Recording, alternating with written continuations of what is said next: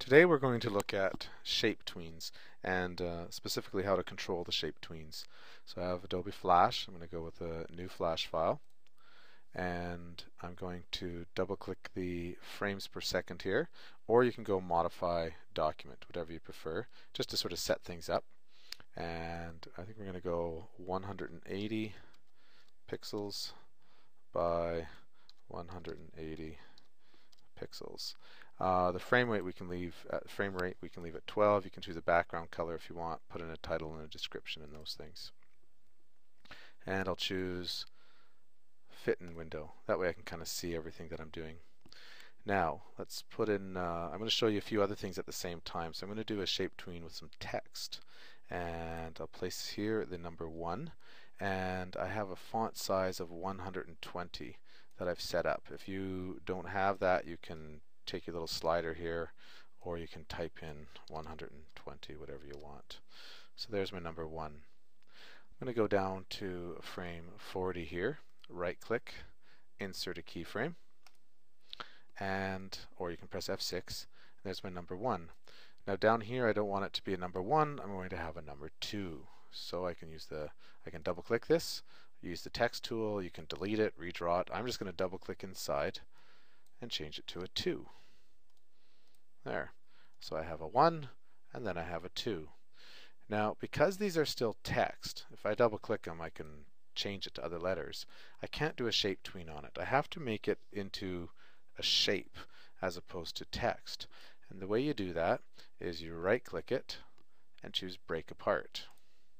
And now you can see it is a shape. It's been filled. It's a sort of a shape that looks like a 1. Here I still have a 2. So I'm going to break it apart.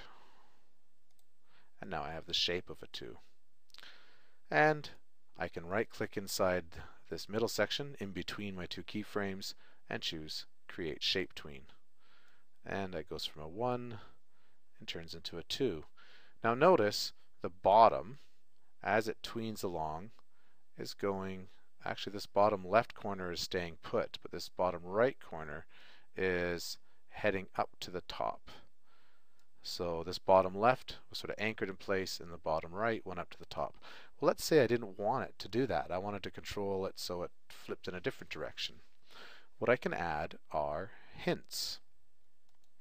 And there's different ways that you can add hints. You can go modify, shape, add hint. I'm on the first frame here, right on frame 1 with the number 1 on this keyframe. Modify, shape, add hints. And it gives me this little letter A, which I can move around, say move up to that top corner. I could modify, shape, add another shape hint. Maybe this B I could put down bottom right. Now when I go to the end, I have my B, I have my A, and they change color. Sometimes they don't change color. If they don't change color, don't worry about it. It depends on the order that you do things. Anyways, now let's take a look at my tween here. Notice the top left and the bottom right, this top left and this bottom right stay pretty much in place because I have the A and the B in the same spot. And let's say I move this B to over here. Watch what happens. This B is on the bottom right. I moved it to be on the bottom left, and look at that. It scuttles across to the bottom left. So I'm telling it where I want to go. I want the B that started here to go to the left. The A I want to not move. As I tween this, that top left pretty much stays in spot. Okay? Maybe I want to bring this B up to here. So my A, B are at the top. And I want to have this B here, this A here. Now what will happen is the bottom and the top will flip. It flips upside down. Okay, so those are motion hints.